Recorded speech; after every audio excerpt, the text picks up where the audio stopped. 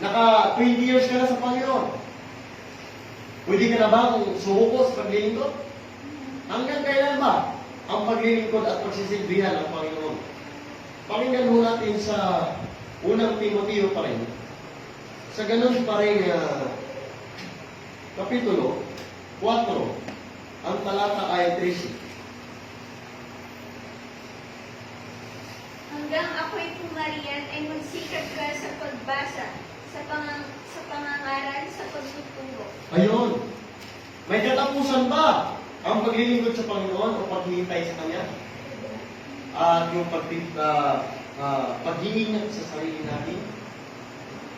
Ang sabi rito, hanggang ako'y pumarian ay magsikap ka. Saan tayo magsikap? Sa pagbasa. Hindi ka nagbabasa. Sa pakikinig. Pwede naman yun. Amen? Huwag lang mo tayo mapako sa pagbabasa. Sa pakikinig. Kung hindi ka, kasi marami kasi hindi marunong magbasa. Diba? Dati, mga walang pinag-aralan yun eh. Hindi marunong magbasa yun. Huwag mo natin, alam niyo po, may mga nagtuturo po, ang hindi daw marunong magbasa, hindi maliligtas. Mga baptist, kapag sinabihan ba naman yung magulang ko dati? Hindi, nag-diskusyon kami ngayon. Nag-debate kami. Abay, pinatunayan niyo nga talaga. Ano ba sabi sa unang Korinto? Chapter 1, 26 to 29. Alin ba ang pinili ng Diyos? Hindi ba't ang mga taong walang alam? Hindi ang mga taong marunong sa sanlibutan.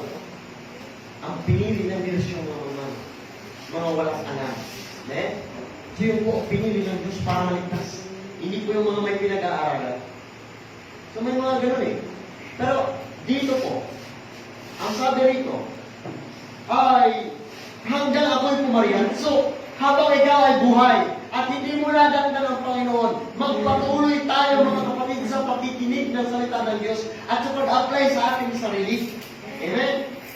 Kaya wala po itong kontrata. Hindi po ito 2 years contract, 3 years, 5 years, pagkasawa ka na, ayaw mo na, no? Hindi gano'n. Ang paglilingkod sa Panginoon. Kung nagdidesisyon ka man lang na maglingkod sa Panginoon, habang buhay ka na maglingkod sa Panginoon, para matanggap mo at matamo mo ang pangako ng Panginoon. Amen? Praise God. Hallelujah. Para lang niya pagka minsan sa ibang trabaho, pagka nag-resign ka na hindi pa dapat, wala kang matatanggap sa kupan mo. Diba? Pero kapag ikaw ay hindi nag-resign, inabot ka na ng 60, nandun ka na, retired ang tawag mo. Diba? Kung ako, aabot na ako ng 70, baka ho, sa araw na yun nagsasalita na lang ako mag-isa. May mga ganun talaga pagka matanda na. Kinakausap ang sarili. Diba? Kasi walang nakausap. No? Wala eh. Lalo-lalo, isa lang po anak namin. Isa lang po. Wala talagang mga kausap. Baka si Sister Fancy sa araw na yun, baka kinakausap niya rin yung sarili niya. Diba? Huwag naman ako magkakalit. Nadalawa na kami nag-uusap. So, huwag naman na mangyari sa araw na yun. Pero bago man mangyari yun, mga kapatid, malubos mo natin ang ating kalikasan. Amen? Dahil sa time na yun, mga kapatid, binawi na ng Panginoon ang alaala mo. Hanggang doon ka na. May buhay ka pa nga, pero wala ka sa katinuan, hindi na yung kasama sa aklat ng mga gawa. Bakit? Nagpagal ka, nagsikap ka sa ating mahal na Panginoon, hanggang ikaw ay tumanda at hindi mo na kinaya. Alam niyo po, kadalasan po kasi sakit ng mga taong maraming iniisip, Alzheimer. Alam niyo po yun? Ano yung sakit na yun? Ano yung sakit na yun? Ha? Makalimutin. Matulugin? Makakalimutin! Yun po ang sakit. Minsan, makakalimutan mo rin kapatid kung sino ka. Ako lang mo kilala? Sino ka ba? Anak mo ko. tinapay.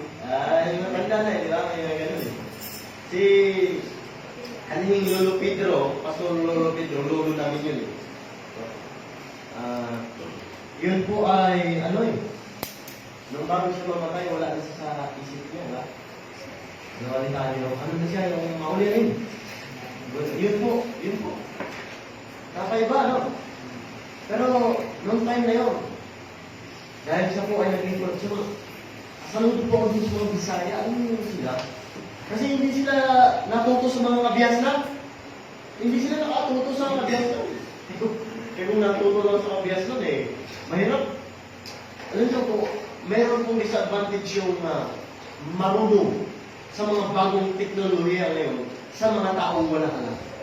Amen? Kasi yung mga taong wala alam ngayon, hindi naman natin nilalaman. Yung mga tao na yun, ang bilis-bilis po nila talagang ma-feel appreciation ng Panginoon. Bakit wala kasi sila iniisip, kundi yung iniisip nila talaga, yung imagine yung pagbabalik ng Panginoon, yung maglilingkod sa Panginoon, yung ibibigay ng Panginoon ng buhay na walang gan. Yung mga matatalino, marunong sa kabiyas na at talagang ano sila, na-immune na sa mga gawain na sa liputan. Kahit nasabihin na sila ay Kristiyano. Aba, wala. Di ba? Hindi naman natin nila lahat. Tingnan mo, yung mga sinasabing Kristiyano ko sila. Di ba? Sasabi mo lang, wala. Buhay ano pa rin sila? Buhay makasanlibutan na. Pero tayo, buhay na tayo, na bagong kilala. Ang mga dating bagay ay lumipas na. Eh pagka ang dating bagay ay lumipas na, wala na yun. Amen?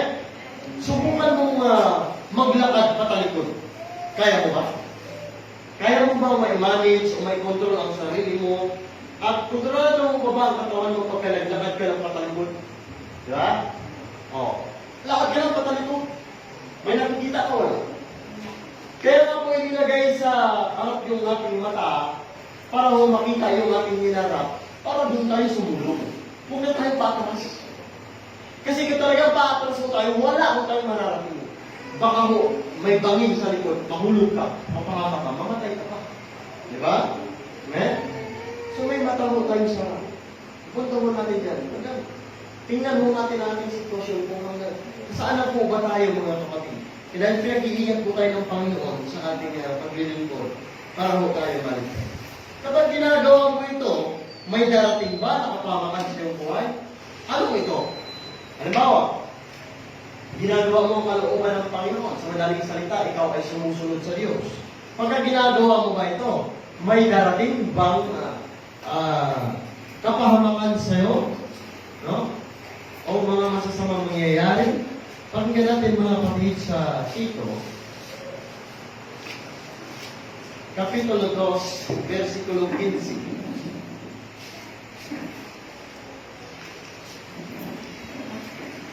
Ang mga bagay na ito ay iyong salitain at iaral at isaway ng buong kapangyarihan.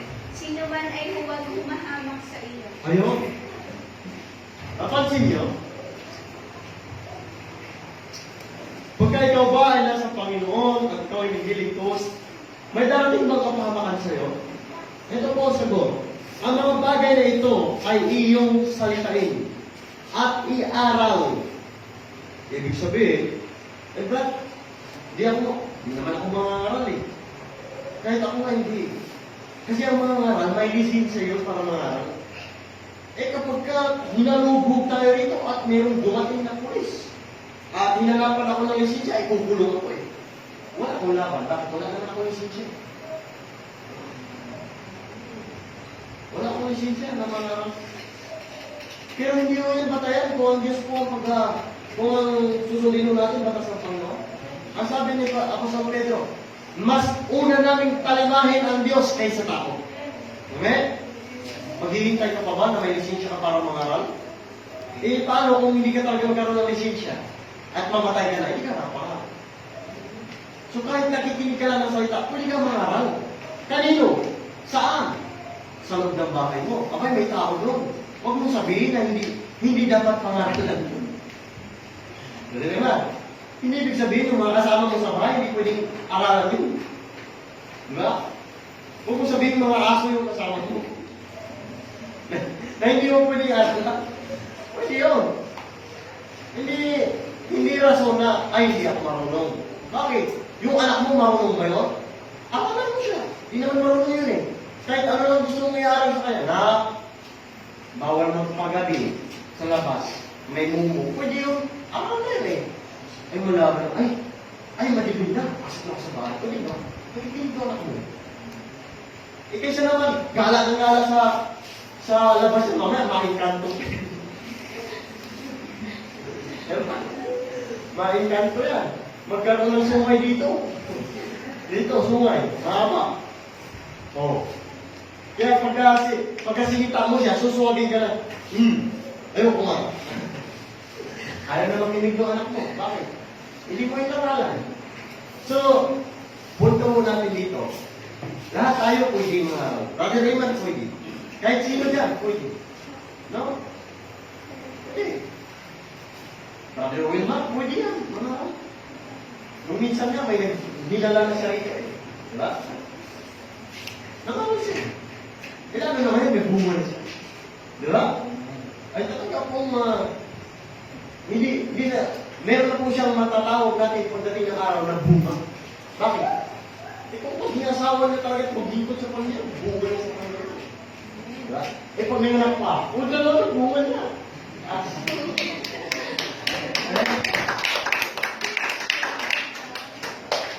Ang tamis na ngipin natin kapatid. Eh, pagpapala sa Panginoon yan. Amen? Ito tandaan natin ha. Pagka hindi yung pagpapala yung tao na dala natin, kapag ka ating pong tinuruan at ayaw sumunod, may ganun eh. No? May naging girlfriend na ako dati. Dati ko yun. Ay, di. Kasi siyempre, kilala tayo ng bishop. So, pag gusto natin papuntahin, kasi ating tayo ng gawain, ayaw pala. Ayaw ko. Mukha akong nanay. Ayaw. So, mahirapan ka. Ayaw talaga sumunod. Mahirapan tayo dito. So, wala akong ginawa ang Panginoon. So, kahit pa na gusto naman natin, kung ayaw naman ang Panginoon, ano ko? Meron pong ibibigay ng Diyos na karapat-dapat sa atin. Amen? Walang iba siya na ngayon.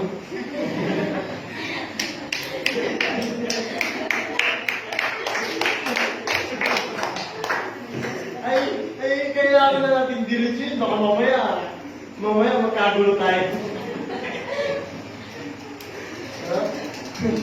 So, gano'n lang po mga kapatid. So, makita ko natin. Sister, ano ang pangalan ko? Sister Margaret Wilma. Oh, alam niyo po sa pangalan ko lang, bagay na bagay silang dalawa. No? Huwag na kayo maghiwalay na. No? Maging kasi sa Panginoon. Huwag na kayo maghiwalay. No? Nawa ay dadami pa. Ay ano naman, gusto ng Panginoon. Eh kung ayaw ng mga tao na i-invite natin, eh bakit? Mag-produce na tayo ng sarili natin. Ay? Joke lang yun ha. Bakit? Maging kasalanan ko po pagdating ng araw. So, lagyan lang natin sa lugar mga kapatid. Kasi kung wala pang asawa, huwag yun ang mga balakin pa na, no? Ayos na. Malapit na ang Panginoon eh. Ako na yun tayo mga kapatid. Ano po ang gagawin ng Diyos sa mga tumutupad at malinis sa lahat ng mga gawa? Ano gagawin ng Diyos sa mga tumutupad at malinis ang mga gawa niya? Amen? Ano yung tanong? Mga kapatid, ano yung tanong? Ha? Ang tanong po ay ano ang gagawin ng Diyos sa mga tumutupad at naglilingkod ng tapat sa Kanya. Amen? Sa ikalawang Timoteo, chapter 2, verse 21. Pakinggan ho natin mga kapatid.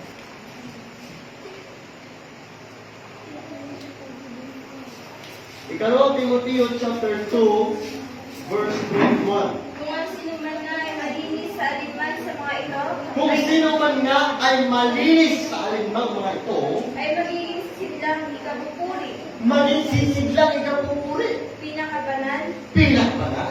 marapat gamitin ng mayari, Amen. na handa sa lahat ng gawang mabuti. Amen. Naintindihan po ba natin? Ay, napakaganda po ng talata, mga kapatid. Ang sabi po rito, kung ang sino man nga ay malinis sa alinman sa mga ito yung ating nabanggit, ay magiging sisiglang ikapupuri, pinakabanal, marapat gamitin ng mayari. Ginagamit sa gawa ng Panginoon. At ano bang katangian? Nahahanda sa lahat ng mga gawang mabuti. Imagine, nahahanda sa lahat ng mga gawang mabuti. Di ba? Kailangan, Brother Wilma, alam mo na ang katangian niya. Nakita mo na ang katangian niya. Magsamba tayo? Ano tawagan niyo? Honey? O Lisa? Darling? Mahal. Mahal ang bigas ngayon. Magsama tayo. At kapag siya po ay tumalo at kung sa loob at makita mo talagang aktibo siya at nakikisama siya. Siya na. Amen? Aanin mo naman na Brother Wilma, yung babae na saksakan naman ng yaman, ikaw hindi naman sumusunod sa'yo. Diba? Mamaya pag-aalagain ka lang ng aso. Diba? Saksakan ng yaman. Mahirap yun. Diba? Kaya, nililibiran tayo ng Panginoon. Diba? Si Brother Wilma, magandang lalaki. Diba? Amen? Ay, hindi rin po siya, hindi siya pwedeng parisa ng Panginoon na yung medyo, ano sa kanya, bihada po. Yung lamang lang ng kunting paligo ba? Kailangan pantay. Tingnan mo si Sister Margaret. May kamukha siyang artista. Napansin niyo mga kapatid? Sabagay, wala kang TV. Oo. May kamukha artista si Sister Margaret. Eh dati, malungkot si Brother Wilma. Diba? Lonely. I'm so lonely. Lonely. Eh, nilibigyan niya ng Panginoon. Eh ngayon, ganda na ng ngiti niya. Tingnan niyo. Ako tingnan na. Amen? Pagdaanan din natin yan. So, yun ang nais ng Panginoon eh. Kailangan nahahanda sa lahat ng gawang mabuti. Eh, yung mga taong hindi nahahanda sa lahat ng gawang mabuti, iiwan ka niyan. O, may lockdown na, naka-quarantine na, di aburido isip mo. Abay, aawain ka pa. O, ano mangyayari? Away na, magkagulo na. Diba? Meron ng mga pangako. Pagkatapos ng lockdown. Pagkatapos ng lockdown. Balik na sa trabaho. Mahirap. Bakit hindi matapos ng topic na ito? Tuloy na. Amen? Tuloy natin mga kapatid. Bakit siya gagawin sisidlay kapupuri? Makita natin. Siya gagawin sisidlay kapupuri. Bakit siya gagawin sisidlay kapupuri mga kapatid? At bakit siya maging malinis? Pakinggan mo natin mga kapatid sa ikalawang Timoteo pa rin, chapter 3, verse 10.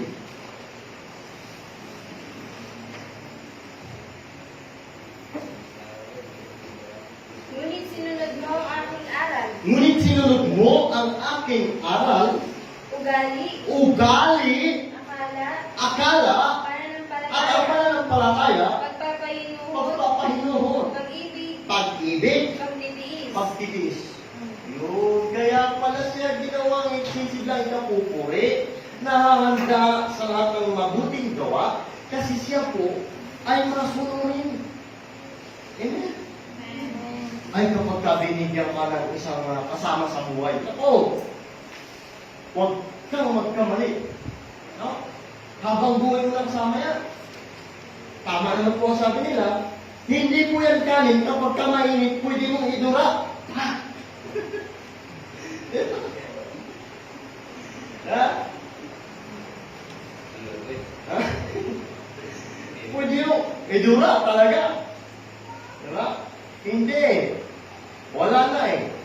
Andiyan na yan. Kaya anong gagawin niyo? Gawin yung pinakamainam at mabuti para sa ikakatibay ng iyong pagsasama. Alam niyo po, mahirap po umanap ng isang taong tapat. No? Napakadami sa sanlibutan ngayon. Oo. Madami, hindi natin nila, madami talaga. Maluluko. Mapababae man yan, mapalalaki, pareho.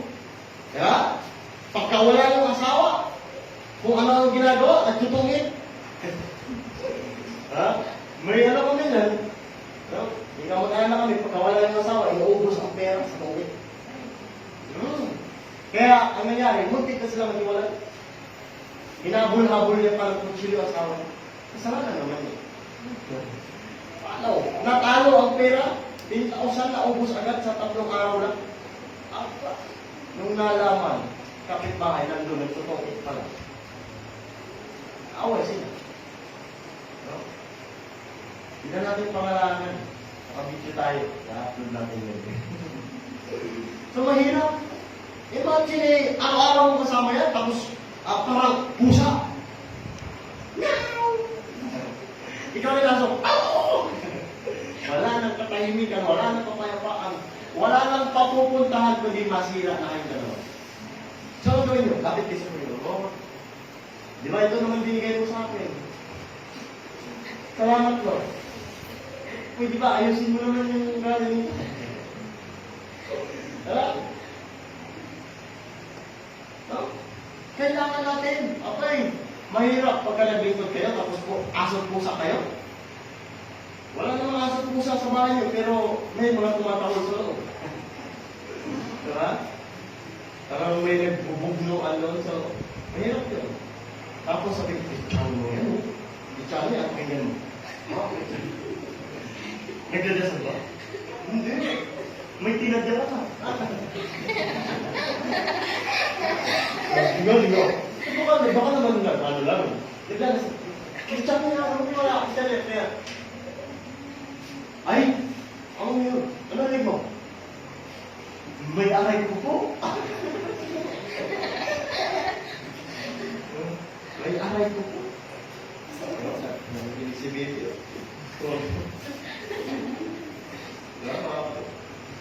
So, Christian po tayo. Meron lang po tayong tandaan. Bago mo tayo maging sisigla ikapupuri, mga kapatid, ay kinakailangan po na tayo po ay nasa katuwiran. Amen? Praise God. Hallelujah. Ano ba dapat gawin sa mga makasalanan para sila ay maligtas?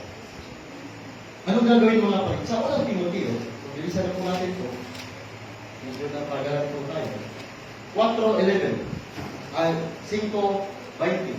Unang Timoteo 5:20.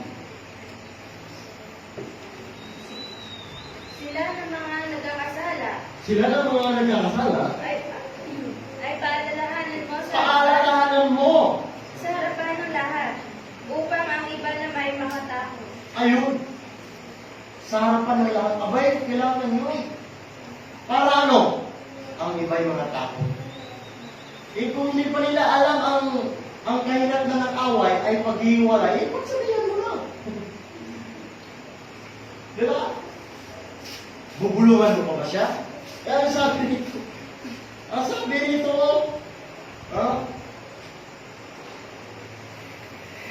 nito sa ba? Sila na mga nagkakasala ay paalalahanan mo sa harapan ng lahat. Lahat pala. Kailangan maraming nakikinig para ang iba yung natakot. Amen? Matakot tayo, abay. Tsaka na tayo matakot pag huli na. Wala nang silbing pagkatakot kayo. Diba? Kaya sabi, matakot kayo. na may panginginig. Amen? Kaya ano ba sabi ng Panginoon? Bakit kailangan natin mag-aral at mangaral at makinig? Ang sabi sa unang Timoteo pa rin, 4, ang talata ay 11.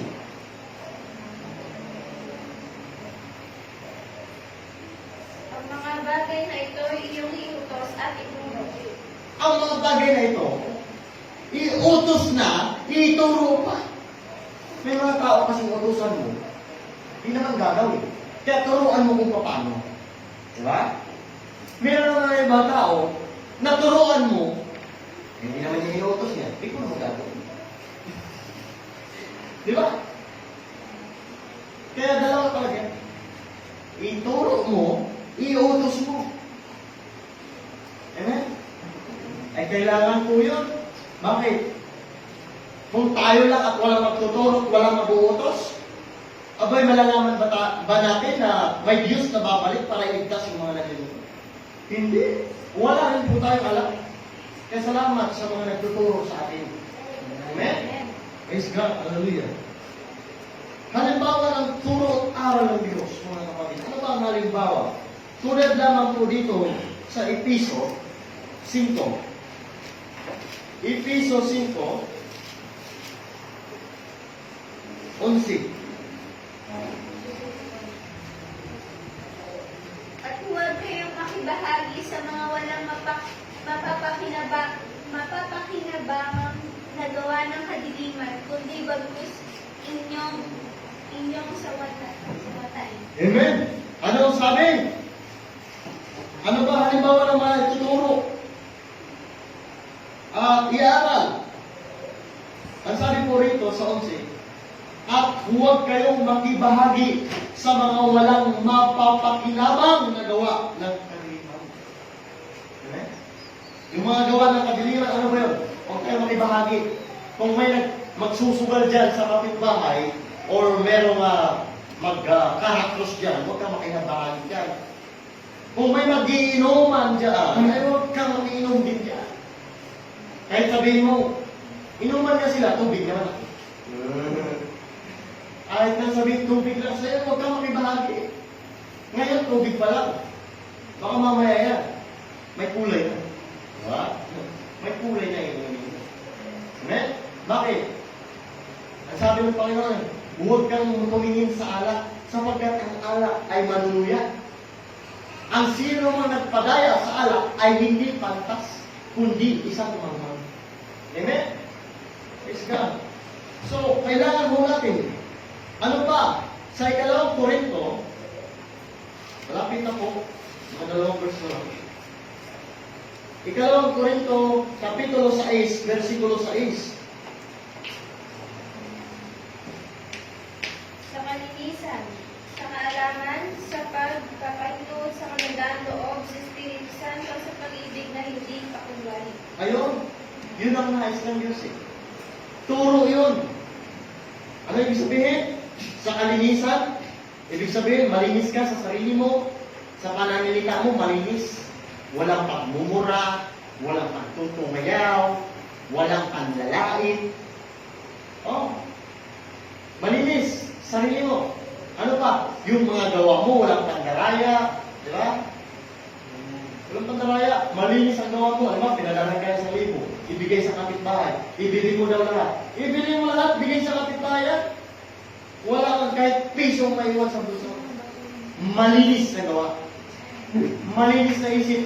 Huwag kang mag-isip ng mga kalibugan, karasuan, kasamaan. Huwag. Kahit na isipin mo na kapag ikaw ay umaman, oo. Huwag mo isipin yun. Kundi ang isipin mo, ang maglingkod sa Panginoon para maligtas. Ano ba klase? Ano ba yung pag-ibig? Ano ba ang pag-ibig na sinasabi dito sa banal na kasulatan? Sa unang Korinto, mga kapatid, Kapitulo 13, versikulo 4. Ang pag-ibig ay mapagpahinuhod at magandang loob. Ang pag-ibig ay hindi nananaghiling. Ang pag-ibig ay hindi nagmamapuri, hindi mapagpalalo. Amen? So, ang pag-ibig ay hindi, sa madaling salita, hindi gumagawa ng kasamaan laban sa kanyang kapatid. Amen? Lagi siyang gumagawa ng kabutihan at mabuting kahinatnan sa kanyang mga kaibigan at kapatid kamag-anak. Yun po ang pag-ibig. Ano pa? Tungkol sa pag-ibig, mga kapatid, na tinuturo ng banal na kasulatan. Sa unang Pedro 4:8, tingnan natin, last verse. Nauna sa lahat ay maging maninyas kayo sa inyong pag-iibigan, sapagkat ang pag-ibig ay nagtatakip ng karamihang kasalanan. Yun po ang turo ng Panginoon. Ang pag-ibig ay nagtatakip ng maraming kasalanan. Kung may pag-ibig ka, brother, hindi mo masuntok ang iyong kaibigan. Kung may pag-ibig ka sa kapwa mo, hindi ka gagawa ng masama sa kanya. Kung may pag-ibig ka sa iyong kaibigan, hindi mo siya dadayain. Diba? Hindi mo siya lalamangan, hindi mo siya aapakan. Diba? Yun po ang tinuturo ng banal na kasulatan. Pagiging mabuting tao. Ang tinuturo ng Biblia ay ang pagiging bagong nilalang sa harapan ng Panginoon. Hindi mo tayo niligtas ng Panginoon kung ang ating pagkatao ay dati pa rin. Halimbawa, dati kang masamang tao. Dati ka pa rin nagmumura. Ngayon, nagmumura ka pa rin. Hindi ka. Dati pa rin yun. Pero kung hindi ka na nagmura ngayon, dati nagmura ka, bago ka na. Amen? Sumunod tayo mo tayo mga kapatid. Tawagin po natin ang kapatid, Mr. Arshid.